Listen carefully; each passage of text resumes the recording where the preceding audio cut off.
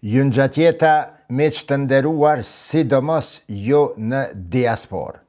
Po them sidomos jo në diaspor, sepse kjo video e sotme është dedikuar juve atje, kudo që jetoni në botë, në Evropë, në Amerikë apo në çdo cep tjetër të botës.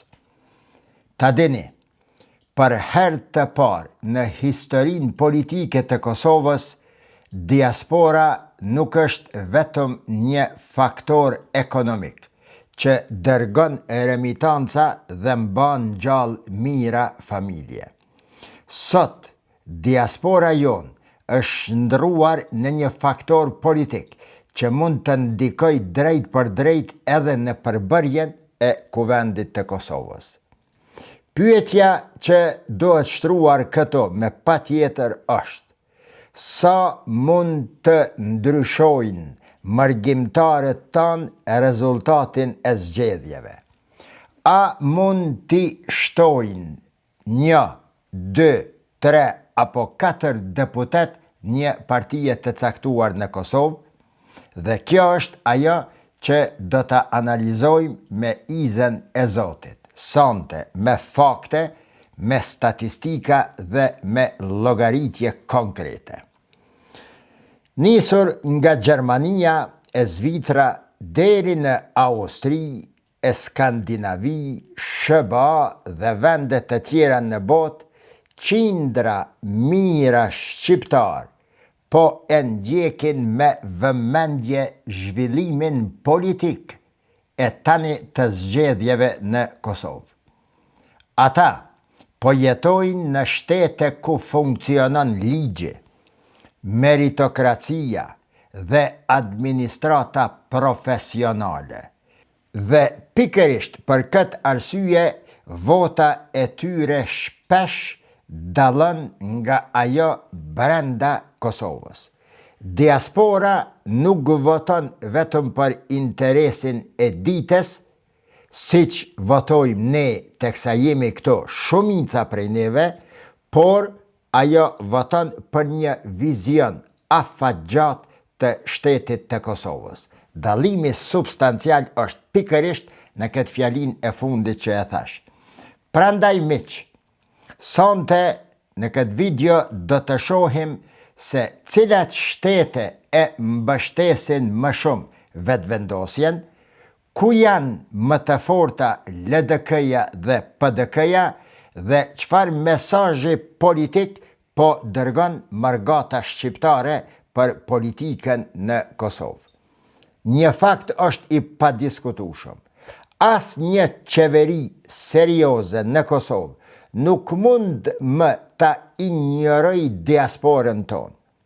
Nëse dikur votat e saj konsideroheshin simbolike, sot ato mund të vendosin edhe mandate në kuvend, mund të krijojnë koalicione dhe madje mund të drejtojnë të ardhmen politike të vendit. E për këtë arsye, analiza e sotme është, të them, e thellë statistikore, për shkak se duhet të kuptojmë jo vetëm se çfarë ka ndodhur deri më tani, por edhe çfarë mund të ndodh pas numërimit të plot të votave nga jashtë vendi. Kjo do të shpjegohet në këtë video, ndërsa në orën 21:30 sonte me izën e Zotit, ju ftoj juve të diasporës për një bashkëbisedim të hapur live. Dua t'i dëgjoj veçanërisht bashkëdhetarët tanë në Gjermani, në Zvicër, në Austri, në vende skandinave dhe në SBA. Ju shtroj pyetjen: a mendoni, miq të dashur, kudo që jeni, se diaspora po e ndryshon vërtet rrjedhën politike të Kosovës, apo mos është ndonjë egzagerim i imi që jam duke e bërë? A është dëgjuar mjaftueshëm zëri juaj në diasporë nga politika vendore dhe a dohet që partitë politike të Kosovës t'i kushtojnë më shumë rëndësi mërgatës shqiptare. Nëse po, më tregoni në ora 21:30 se çfarë janë propozimet tuaja konkrete. Pra, sonte edhe në këtë video, por edhe në ora 21:30 do të diskutojmë për të gjitha faktet. Ama ju lutem, me qetësi, me argumente dhe me respekt për secilin mendim që jepet aty. Përveç atyre mendimeve që kam për qëllim diskreditimin dhe çmontimin e ligjëratave tona, videove tona dhe bashkëbisedimit ton live që jemi duke e bërë.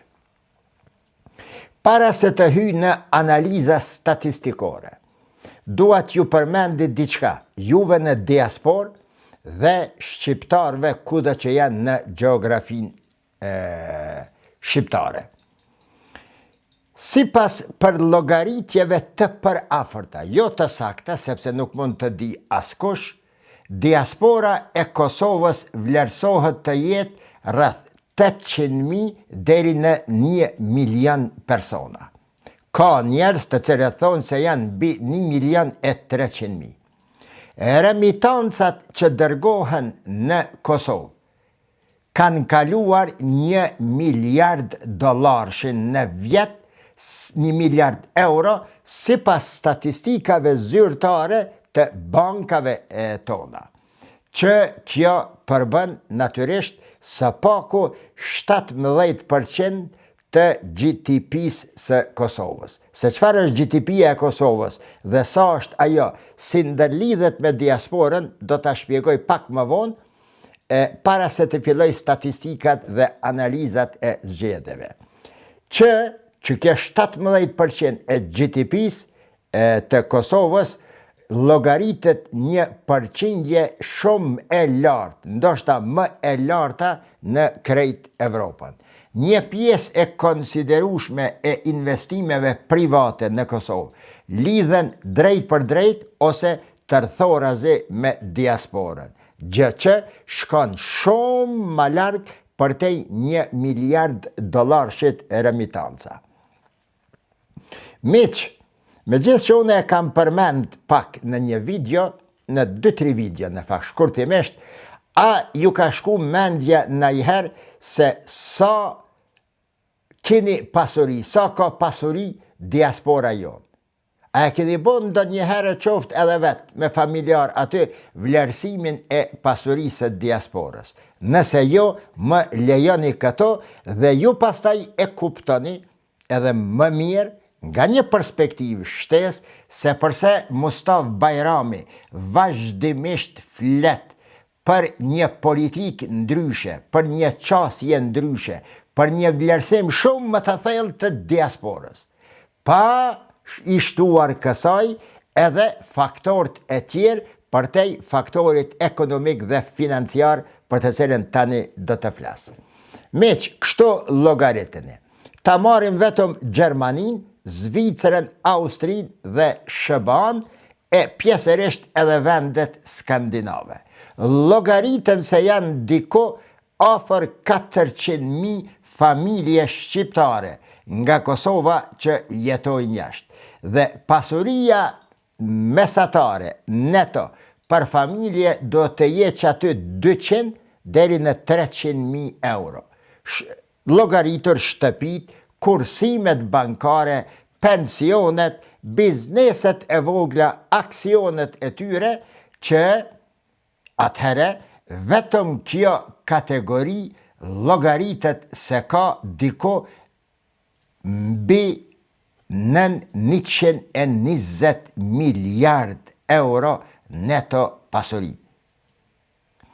Mirë po, nëse shtohen bizneset shqiptare në Gjermani e Zvicër, pronat komerciale, hotelet, restorantet që i kanë shqiptarët në diasporë, kompanit e transportit, kompanit e ndërtimit, investimet që janë shumë të mëdha në SBA dhe Kanada, atëherë një vlerësim realist do të vendoste pasurinë totale të diasporës diku shumë më lartë se që e përmenda. Do të jetë që aty midis 180 deri në 300 miliard euro. Dhe kjo është një shifër që duhet vlerësuar shumë. Miq, si pas qësaj që po e thëmë, GDP-ja e Kosovës sot është afërsisht 11 miliard dolar. Kjo i bje se pasuria e diasporës mund të jetë 15 deri në 30 herë më e madhe dhe më shumë se prodhimi vjetor i gjithë ekonomisë së Kosovës. A i një të e shifrat, vllazën e motra jo në diasporë. Qka i bje kjo? I bje, nëse diaspora kosovare të zamë, do të investante vetëm 1% të pasurisë e saj në vit në Kosovë, dhe nëse pasuria e saj është midis 200 dhe 300 miliard euro, atëhere do të investoheshin në Kosovë midis 2 dhe 3 miliard euro në vjet përveç remitancave 1 miliard euro. Dhe kjo është afërsisht 2 deri në 3 herë më shumë se remitancat vjetore, pra që ju i dërgoni në Kosovë. Andaj miq, shumë herë kam thënë, shumë politikan në Kosovë ende e shohin diasporën si vot. Bile ka analist të cilët diasporën e shohin si kategori e gërnaqave, dhe ka të tjerë të cilët diasporën e shohin të dëmshme në kohë zgjedhjesh. Bile ka edhe asit të marë, ignorant, gjohela në kuptim islam, të cilët thonë se diaspora nuk duhet të lejohet që të vendos për fatin politik të Kosovës. Të gjitha qëto 4 kategori, e sidomos kjo e fundit, diasporën kosovare e shesi një kategori që voton, dërgon vota me zarfe për jashtit, apo vje për të votuar. Por nuk e shikon nga ajo perspektiva që unë e shikoj diasporën, duke krahasuar me diasporat e tjera që kanë zhvilluar shtete, kanë krijuar shtete të fuqishme, edhe nëse në numër të banorëve kanë qenë popull të vegjël. Prandaj, miq, që të gjitha këto kategori janë kategori të gabueshme. Për shkak se diaspora shqiptare e Kosovës sot është një fuqi ekonomike globale. Ka shifra të cilat unë kam mujt me inxjerr se pasuria shqiptare jashtë Kosovës do të jetë diku afër 1 trilion dollar. 1 trilion dollar. Andaj miq, edhe Evropa, edhe Amerika, edhe shtetet ku jetojnë shqiptarët kanë kujdes dhe i din, i kanë lexuar dhe i mbajnë mbi tavolinë, të them simbolikisht, dokumentet, letrat, shifrat, statistikat e shqiptarëve. Këto nuk po e llogariti diasporën tonë, apo shqiptare që janë në miliona e miliona në Turqi. Por ndryshe shifra do të kalonte edhe mbi 2 trilion dollar. Andaj, une e shtroj pyetjen këto. Juve, si mund të durohet një trajtim i deritanishëm i diasporës shqiptare, diasporës së Kosovës diku nga politika kosovare? Ka njerë thëmë bre, o vlla, a e ka kuptuar Kosova ende fuqin reale, ekonomike, intelektuale dhe politike të diasporës apo ende jo? Thirrja ime, juve shqiptar në diasporë, që të takohemi duke pi kafe, jo takime në samite e kongrese, sepse nuk jam unë ai që muj me i organizu ato.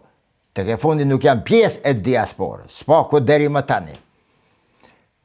Jo rasisht kam thënë, është koha që të uleni me njerëz të cilët kanë përvojë në leximin e diasporave. Në rastin konkret, unë mendoj se është më se e nevojshme që ne ti intensifikojmë bisedimet tona e takimet tona. Ka njerëz që interesohen, ka njerëz të cilët më telefonojnë, më pyesin, më shkruajnë në privat, mbi ato të cilët unë botërisht në video këto i përmendi. Megjithatë, roli i diasporës, tani më e tutje, përveç që është bën një faktor i rëndësishëm që mund të luaj edhe në shifrat e zgjedhjeve dhe të kandidatëve mandateve në kuvendin e Kosovës, diaspora shqiptare e Kosovës, ku do qoftë në botë, por diaspora shqiptare në përgjithësi do të kaloj në një shkallë më lart nga ku e shikon gjeografin shqiptare dhe fillon të merret me fatin e të ardhmës jo vetëm politike të gjeografisë shqiptare. Miq, GDP-ja për me llogaritju kur thash 11 miliard dollar. GDP-ja nuk është pasuni. Nuk është pasuni e prekshme në dorë. Shumë njerëz e lexojnë gabimisht. Po çka është kjo GDP-ja? GDP-ja është vlera e mallrave dhe shërbimeve që prodhohen gjatë një viti në një shtet. Ndërsa pasuria wealthy, që quhet në terminologjin profesionale, ajo pasuria e shëndetshme, e veçantë, janë shtëpit, tokat, fabrikat, kursimet, aksionet, bizneset, fondet personale dhe të tjera. Për shembull, miq, një familje mund të ketë një pasuni deri në 500.000 euro, por të ardhurat vjetore mund të ketë 40.000 euro. Dallimi midis GDP-s dhe pasurisë në përgjithësi. Po kthehem në temë, se shkum 15 minuta, po mendoj se kanë qenë të vlefshme. Miq, statistikat, kë e votoj diaspora, çfarë mund të bëj, sa mund të ndikoj, krahasimi në vite, roli i saj në sandeqet e votimeve dhe të ngjashmeve. Andaj miq, ju thash se bashkëbisedimi jonë sonte në ora 21:30 është i rëndësishëm dhe mundohuni që të merrni pjesë në atë bashkëbisedim. Nëse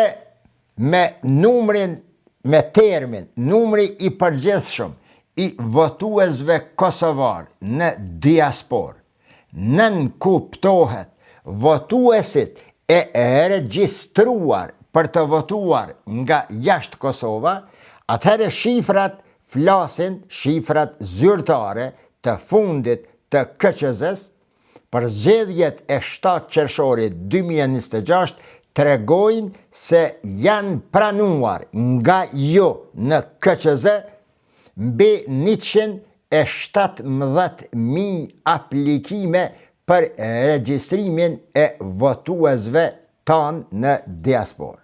Megjithatë, miq, ka një dallim këto substancial. Diaspora e përgjithshme kosovare, e cila vlerësohet të jetë shumë më e madhe deri në midis 800.000 dhe 1 milion me prejardhje nga Kosova në vendet e ndryshme, është diçka, ndërsa votues të regjistruar në diasporë për zgjedhje janë ata që regjistrohen pranë KQZ-s për të votuar nga jashtë vendi. Pra, 1 milion pezami se janë atje, nga qëta 1.117.000 hynë në kategorinë e njerëzve votues të regjistruar në diasporë për zgjedhjet e 7 qershorit. Në zgjedhjet parlamentare të dhjetorit 2025, kanë qenë të regjistruar 77.085 votues nga diaspora. 77.085 votues. Në zgjedhjet e nënshkurtit 2025, jo të fundit, po të parafundit, numri i të regjistruarve nga diaspora për votim nga jashtë ka qenë 84.000 dhe 90.000, ku mbi 80% prej qytetëve që janë regjistru kanë votuar. Shtrohet pyetja, sa llogaritet të jetë numri total i diasporës shqiptare nga Kosova sipas shteteve tash, në Gjermani sa, në Zvicër sa, në Austri sa, në SBA sa dhe Gjetio. Ose, pyetja në formë tjetër, sa votues nga diaspora ka pasur secila parti, sa ka pas LDK-ja, sa ka pas VV-ja, sa ka pas PDK-ja, sa AK-ja në zgjedhjet e fundit.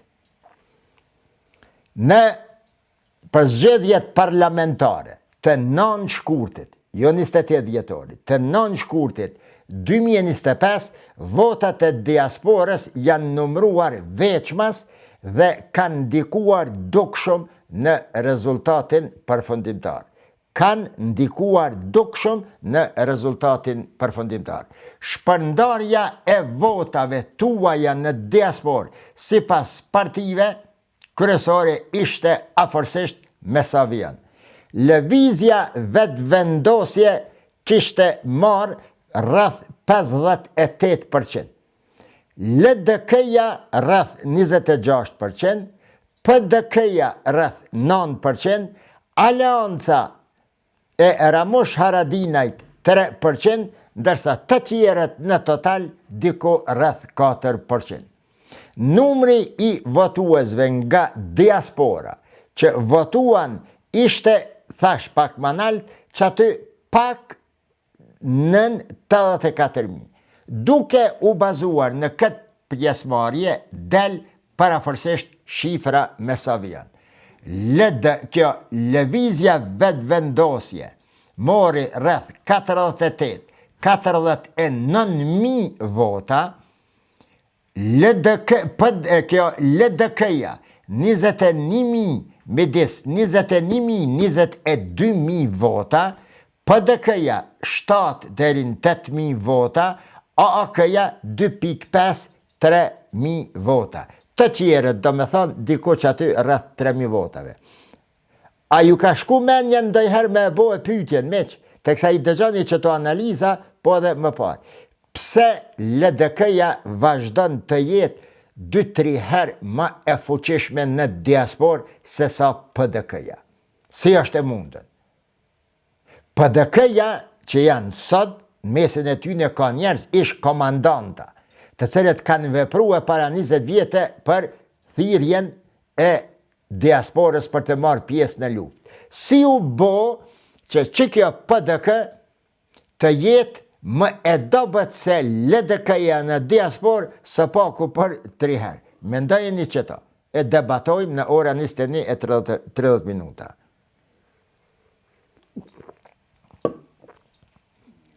Miq, një fakt interesant është se votat e diasporës i kanë sjell LVV-s një deputet shtesë, ndërsa PDK-s ja kanë marrë një mandat, në krahasim me ndarjen që rezultonte si tërësi e votave brenda Kosovës. LDK-ja dhe AK-ja në zgjedhjet e shkurtit i patruajtur mandatet. Nëse dojmë me bo një krahasim historik, miq, në zgjedhjet e vitit 2021, diaspora ishte edhe më masivisht pro lëvizjes vetëvendosje, duke ja dhënë asaj më pastaj 80% të votave me post, ndërsa në vitin 2025, ra LVV-ja pati një ngritje e konsiderueshme e mbështetjes për LDK-n, ma shumë për PDK-n dhe aty këto edhe për AAK-n.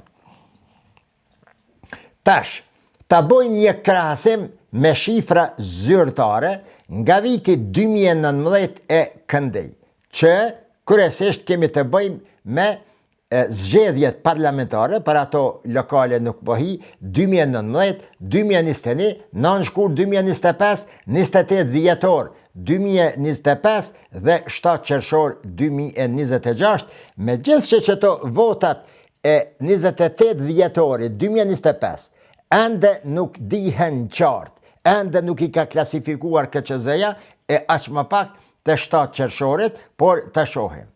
Në zgjedhjet e vitit 2019, miq, lëvizja vetëvendosje ka marrë 44.252 vota prej diasporës, prej juve. PDK-ja 5.032, LDK-ja 4.294, AK-ja 1.112. Do me thonë rreth 20.200 vota si pas përmbledhjeve të regjistrave që I ka të evidentuar KQZ-ja. Shkojmë në vitin 2021. VV-ja merr 40.450, PDK-ja 4.600, LDK-ja 4.000, nisma vetëm 1.420. Megjithatë, miq, tash arritëm në vitin 2025. PDK-ja, kjo LVV-ja merr 58% të votave. PDK-ja mbeti veç 9% të votave të diasporës, ndërsa LDK-ja shkoi në 26% të votave të diasporës. AAK-ja me 3%. Si total paraforsisht 86.064 vota, ndërsa ne tani po flasim për zgjedhjet e 7 qershorit, se janë 117.000 votues të regjistruar si pas deklaratave të KQZ-s. Në zgjedhjet e 28 dhjetorit 2025 ka pas mbi 70.000 vota të regjistruara, edhe tash ma po dihet. Tash miq, si pas raporteve të evidentuara, votat nga jashtë për LVV-n janë 44.252, pra për PDK-n 5.032, për LDK-n 4.294, për AK-n 1.112, I përmenda në skic, mos të harxoj kohë tash këto. Çfarë mund të analizojmë në këtë që e thash? Diaspora vazhdon të jetë një bastion I lëvizjes vendvendosje. Edhe sot, por jo më me dominim absolut të vitit 2021. Këtë duhet ta dinë dhe ta dëgjojnë e prorët e lëvizjes vendvendosje. Në vitin 2025, shihet një rikthim lirishtuj I fuqishëm I LDK-s në diasporë, ndërsa PDK-ja mbetet e treta dhe çuditërisht I përngjet paraforsisht edhe AAK-s. Krahu I luftës, pra që njihet në politikën kosovare, në zhargonin e politikës kosovare, po hum pesh reputacion, besueshmëri dhe vota, shumë vota në diasporë. Diaspora miq, apet po kthej, bazuar në shifrat ekonomike, në shifrat e votave. Nuk është ma valigjia ekonomike e Kosovës. Politika kosovare do ta kuptoj të shumë mirë. Ajo është bërë edhe kutia e Kosovës politike. Kutia ku vendoset fati politik I Kosovës. Kush e fiton mërgatën, nuk fiton vetëm vota, por e fiton narrativen morale të Kosovës jashtë kufive të saj. Pse them narrativen morale? Sepse vota e diasporës miq nuk është vot klienteliste, por përfaqëson mendesin morale patriotike të shqiptarve që jetojnë jashtë kufive të Kosovës.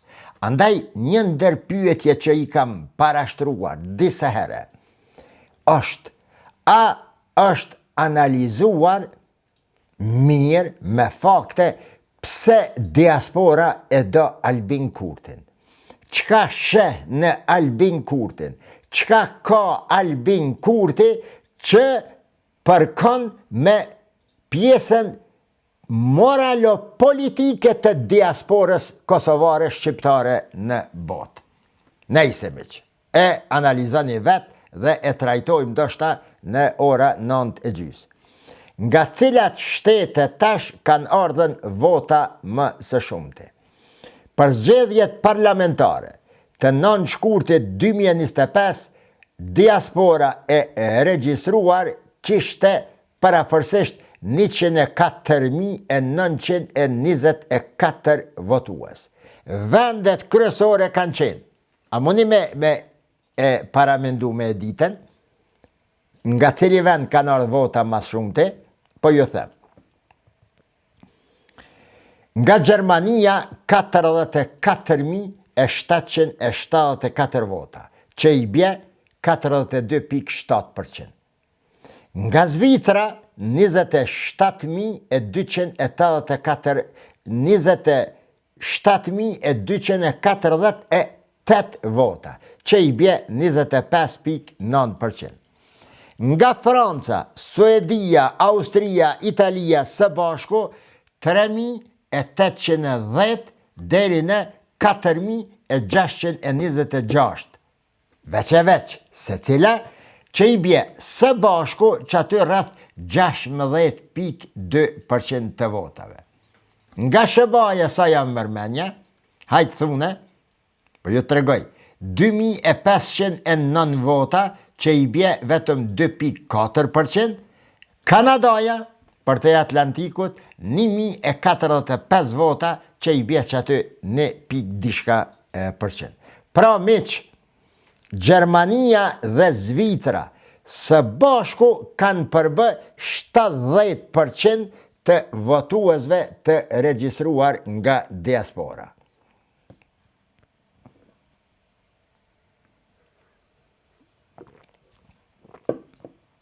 Për bëj një pyetje miq, juve atje jo, po këtyne këto që e shohin diasporën si diçka hajt, magjja, si një kofer, valigje. Pse o ju shqiptar, diaspora voton ndryshe nga votuesit brenda Kosovës? Pse?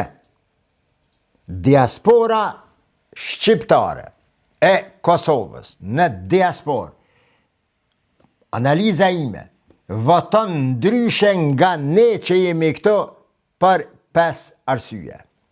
Unë i kam identifiku 5, ju mund të shtoni apo t'i hekni si pas analizave tuaja. E para është distanca nga klientelizmi lokal që e përmena pak për para. Qka i be kjo?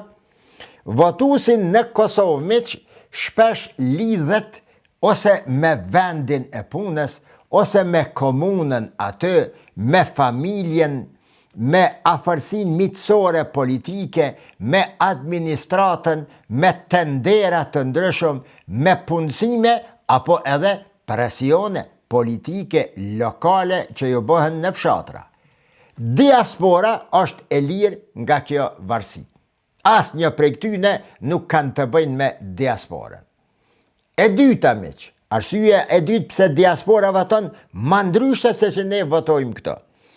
Vota e diasporës është më shumë vot morale se sa vot interesash të përgjithshme. Dhe kjo shumë e rëndësishme. Partit politike, ato që votohen nga diaspora dhe që nuk votohen nga diaspora, lideret e këtyre partive do të lexojnë dhe të dëgjojnë këte shumë mirë, qëtë pjesën e dytë të analizës që ka mujt me tërheq, me nxjerr, me konkludue. Çka i bje kjo?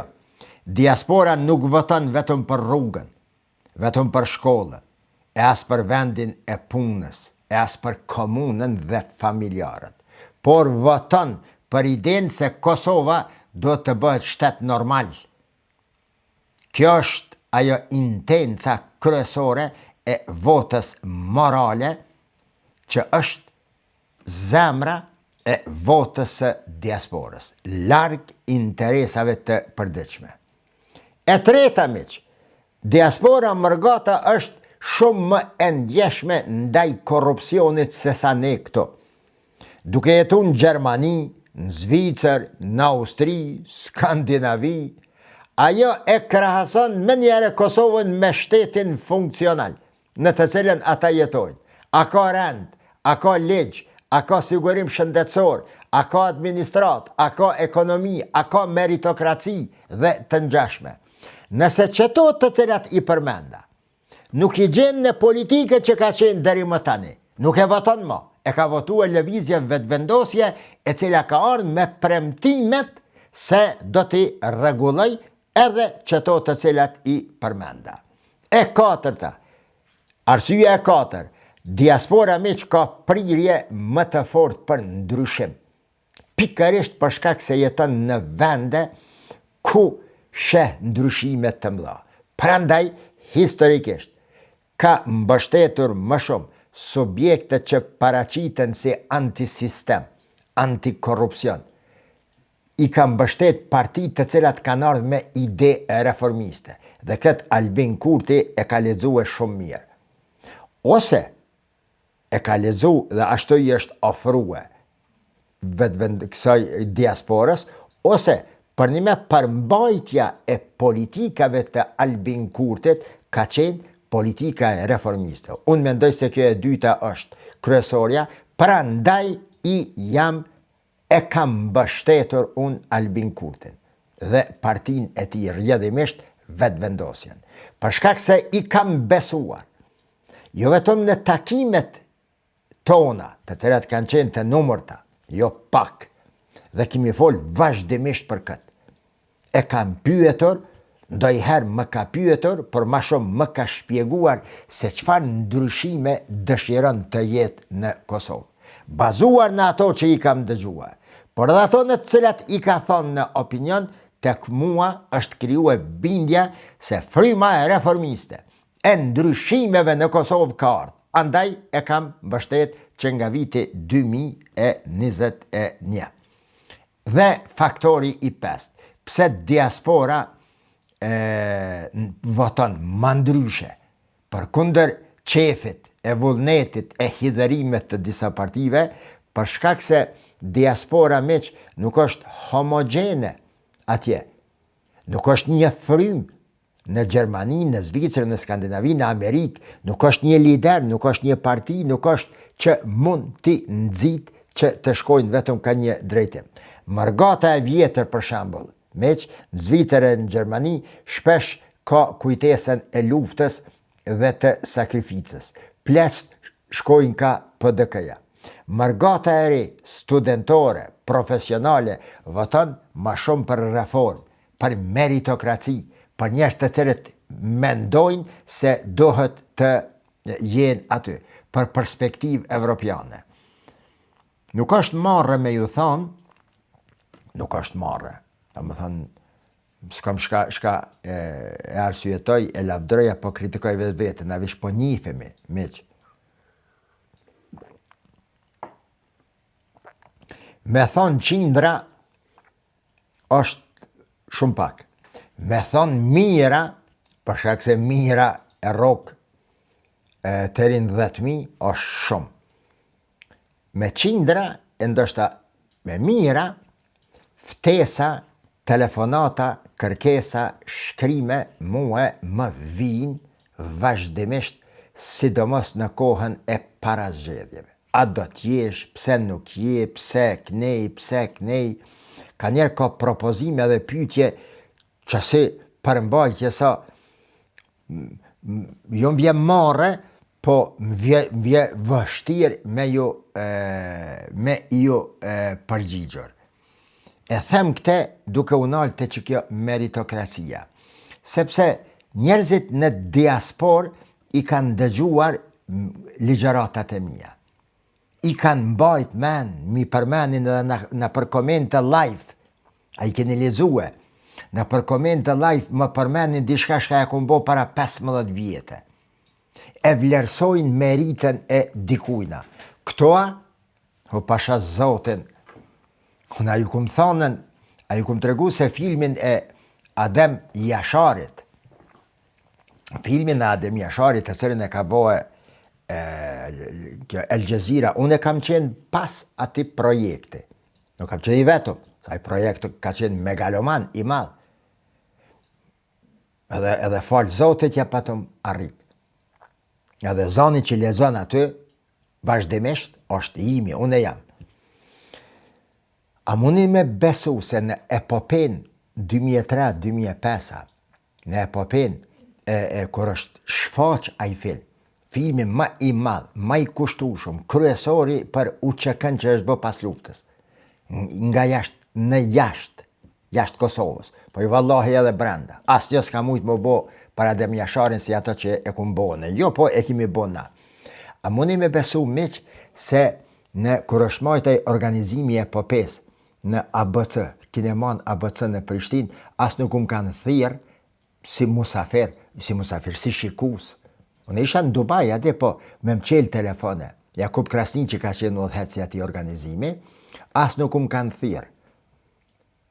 Ndoshta për shkak, spedije, ndoshta për shkak se pa ta fol pak me meq shumë tafort për dosane që i pa ta dëgjuar në Taiwan, në zyret e kryeministrisë. Sa para ka dhënë në Taiwan, ku kanë shku mas luftës ndihma, mi pa të tregu atje. Edhe nuk dije po ndalem edhe po flas për çet meritokracien. Pra, diaspora atje nuk është homogjene, kjo faktori i pesë që e gjeta, për shkak se ata të vjetrit i kanë ato emocionet, kujtesat e luftës e sakrificës, por margata e re, gjenerata e dytë, sidomos tash e treta, ajo do reform, ajo e vlerëson meritokracien, se e shohin çka do me thonë studentat tanë shqiptarë në për San Gallen, Berne, Berlin, e din se çka do me thonë me i njoft problemet marrëdhënie ndërkombëtare, politika ndërkombëtare, me njoft Turqien, me njoft lindjen e mesme, me njoft Amerikën, me fol për fejen, për sociologjien, për probleme sociale, me fol për statistika, me bo buletine, me bo institute kërkimore, me themelue institute, spaku 3 i kam themelu, me udhëheq institute të njohura në botë, vallahi billahi, të njohura në botë, me bo revista periodike, margata jon, gjenerata e tret e din, dhe kur më shohin, lejonit flas tash në vetën e parë, kur më shohin mesin e tyne kur shkojna për xhamia, me gjithë që profesor, knej, ambasador, me emna ndryshëm thirrin, po në gjithmonë ju tham, unë jam hoxh. Të gjitha këto, të cilat i kam bë, dhe të cilat i dini e mi përshkruni, e mi lavdrani, janë brenda diametrit të qenurit tim, hoxh, djalë, hoxh, sepse për gjatë historisë, hoxhallarët, këtë role kam pas. Hoxhallar me emën dhe me mbiemën kanë frymzu breza ndër shqiptarët. Roli i tyre ka qenë shumë i madh. Mos bohem tash këto politik të kësa po flas. Edhe priftrin pasha Zotin, edhe priftrin katolik dhe ortodoks kanë luajtur rol shumë të rëndësishëm në emancipimin kulturor, kombëtar të shqiptarëve. Edhe ortodoksët, edhe katolikët, edhe sunnitët, edhe këta bektashit, të gjithë roli i fesë në emancipimin kombëtar ka qenë shumë i madh. Ata të cilët sot trumpetojnë se feja kinse, po i ndan shqiptarët, ata nuk e njohin realitetin e historisë kombëtare shqiptare. poet të tërë, Bektashi, Sunni, të krishter, orthodoks, politikan, katolik, ftyra eminente, letrar, ambasador, o vlla Nolin e ke pas prift. O vlla Kadri Prishtinën e atjetën atje ke pas, i ke pas hoxhallar, poet nga Rafshi, hemisfera katolike, të priftrin të njohur. Pra unë them vazhdimisht se këto të cilat i shpjegoj sot, qoftë politika ndërkombëtare, bile edhe kur përkthehem në për mediumet të njohura në botë, unë brenda e ndjej. Me që se më thojnë analiste, këndeja, ndeje, eksperti politika ndërkombëtare, unë e ndjej vete se jam hoxh, dhe si hoxh duhet ta përjetoj atje. Megjithatë, po kthehem te tema. Miq, është një pyetje cili subjekt politik e kam nxjerr këto, ka përfitu ma shumë nga diaspora, nga viti 2010, pa shkue fort. Me njerë po i përgjegjem, sepse ka qenë kjo lëvizja vetëvendosje. Gjithsesi miq, diaspora nuk voton si provincë e largët e Kosovës, edhe këto po du me jam thënën. Ajo voton si ndërgjegje e jashtme e Kosovës. E përsëris miq, diaspora nuk voton si provincë e largët e Kosovës, por diaspora shqiptare voton si ndërgjegje e jashtme e Kosovës si pasqyrë politike, morale, kombëtare e shqiptarëve. Brenda vendit, vota shpesh lidhet me mbijetesën e përditshme. Jashtë vendit, vota lidhet me dinjitetin, me karakterin, me moralin e njeriut i rritur në frymën e prosperuar demokratike perëndimore. Vota e jashtme, përveç me këtë dinjitet, lidhet edhe me krahasimin me Evropën dhe dëshiren që Kosova të mos mbetet më peng i korrupsionit, nepotizmit dhe kostave të vjetra politike.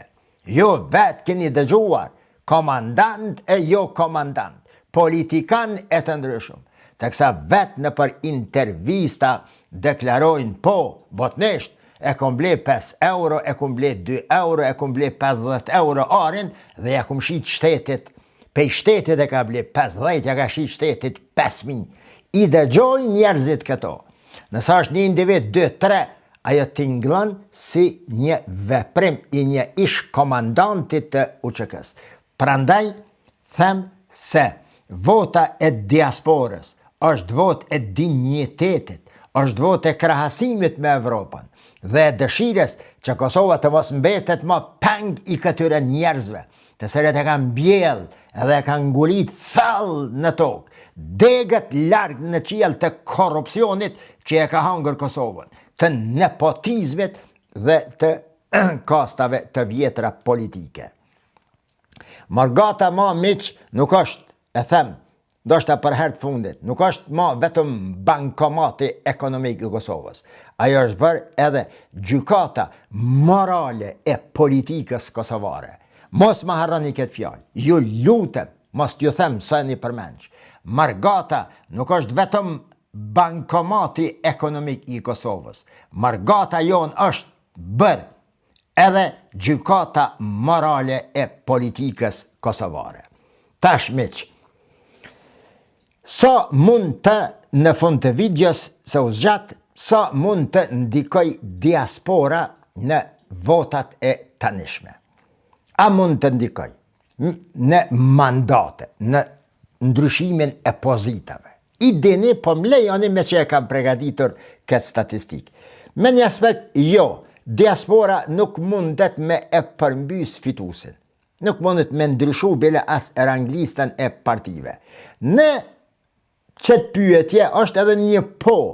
Po, diaspora mund të ndryshoj ndjeshëm numrin e mandateve dhe në rastet të caktuara edhe qeverin. Po, mirë po jo kësaj radhe. Kur mund të ndryshoj numrin e mandateve që të ndikojnë edhe në caktimet e qeveris, atëherë kur epilogu I zgjedhjeve është shumë I parafort. 40%, 42% ose 31% e ka marrë njëna parti, 29 njëna, 26 njëna, 33 njëna, dhe më thënë njënë parafort. Diaspora mund të ndryshoj mandatin, fuqin politike dhe qeverin. Mund të përcaktoj politiket, por në rastin konkret jo. Ta zamë miq, në zgjedhjet e 9 qershorit 2025, votet e diasporës I kanë shtue LVV-s vetëm një mandat parlamentar edhe të jepatën marrën PDK-s. Pra ndikimi ishte real, por jo ndryshim në renditjen e partive. Në vitet e fundit, numri I votuesve nga diaspora është rritur vazhdimisht. Nga rreth 1000 vota postare në vitin 2010. 1000 vota postare në 2010, 57.000 shkon. Nga 57.000 shkon, 11 vjetë më vonë. Në vitin 2021, në 84.000 shkon, në shkurt të 2025, në 60.000 bje, në zgjedhjet e dhjetorit 2025, ndërsa kësaj radhe është senzacion. 117.000 votues të regjistruar nga diaspora. Llogaritja politike që saj që po them është se nëse Kosova ka 900.000, 1 milion vota tazame të hedhura në zgjedhje parlamentare dhe nëse diaspora jep 60.000 vota, për shembull, kjo I bie afërsisht 6.7%, nëse jep 80.000 vota, afërsisht 8-9%, dhe nëse I jep 100.000 vota, afërsisht 10% e totalit. Tash po ju kritikoj pak diaspor. Unë e di se një numër I juvi ka ardhë ka votu këto. Një numër I juvi ka ardhë ka votu këto. Një 17.000 nëzërum në atë analizë. Edhe një 4-5.000 që kanë met një javë për para. Edhe një 27.000 në për ambasada. Sa pi bje? 40.000. Edhe një 100.000 me poste sene. Dhe më thënë nëzërum një 140.000 se kanë marrë vota për diasporës të regjistruara e të paregjistruara që kanë ardhë ka. Mirë po, ne po flasëm për 1 milion. Për 1 milion njerës po flasëm. Nuk më do të më konen në 1 milion 140.000, veç 140.000 me të drejt vote, për mi 18 vjetë. Ja jo ka ma shumë. Andaj është kritik për juve. Nuk votoni sa dohet. Pra, nga aspekti shifror jemi të barabartë, si në këto, si jo atje. Do të jeni shembull për neve. Shkojmë më tutje, miq. Tash, në qëto zgjedhje, nëse miq, po thome se kjo VV-ja I mor 43% të votave. Nëse 42.9 sa ke, tash, nëse 50% e shifrave të cilat I përmenda deri më tani votojnë për VV-jen, VV-ja hyp në 43.6%. Nëse votojnë 55%, VV-ja shkon 44.1%. Nëse diaspora voton 60% për Albinin për VV-jen, VV-ja shkon totali 44.5%. Nëse voton 65% për Albinin, 45% shkon VV-ja, e nëse voton 70% për Albinin që nuk besoj në këto zgjedhje që ka me shku ashtu, atëherë VV-ja shkon në 45%. Pra, edhe nëse VV-ja miq merr 70% të votave të diasporës, nuk fiton ma shumë se 2.5. 2 ose 2.5 përqindje shtesë të nivelit kombëtar. Pra, shkon në 45%, 43 tash, pra as 3% nuk I shtohen. Por çfarë do të thotë kjo me gjuhën e mandateve? Sa I shtohen nëse që kaq voton VV-ja. E dini, Kosova ka 100 deputet pa ata 20 të sërbëve dhe 10 të pakicave. Tash, përqindja kombëtare e LVV-s 43%, është 47-49 mandate. Nëse arrin 44%, a 44% arrin nëse diaspora voton 55%, atëherë, nëse VV-ja ka 43%, i ka 47-49 mandate. Nëse shkon në 44% të totalit të votave, i merr 48-50 mandate. Nëse i bohen 45% të votave në nivel kombëtar, shkon 49-51% të mandateve. Nëse shkon në 46%, i merr 50-52 mandate. Nëse shkon në 47%, 51-53 mandate. Mirë po, për me shku në 47% miq, VV-jen do të me votue afër 80% që është absurde. Prandaj, nëse LVV-ja është realisht në 43 paranumërimit të diasporës, me 50% të diasporës mund të jetë afërsisht 48-49 deputet, e përsëriti, me 60% të diasporës 49-50 deputet, me 70% të diasporës mund të arrin 50-52%. Është edhe analiza e viteve të tjera, nuk po shkoj ma shumë se nuk po du me e zgjatën. Tani me 42.92% VV-ja i ka 48-49, hala nuk dihet deri në fund, 48 ose 49 deputet, PDK-ja i ka 24, mundet me ra 23, LDK-ja i ka 20, mundet me ra 19, bile mundet me ra dhe 18, AK-ja si pas të gjitha gjaseve i ka siguruar 8. Përfundim i kësaj ligjerate, i kësaj video është se LVV-ja me 43% është 48 deputet. Diaspora mund të qoj potencialisht në 49, në 50, në 51 deputet, varsisht sa vota vinë dhe sa përqind i ka marrë LDK-ja.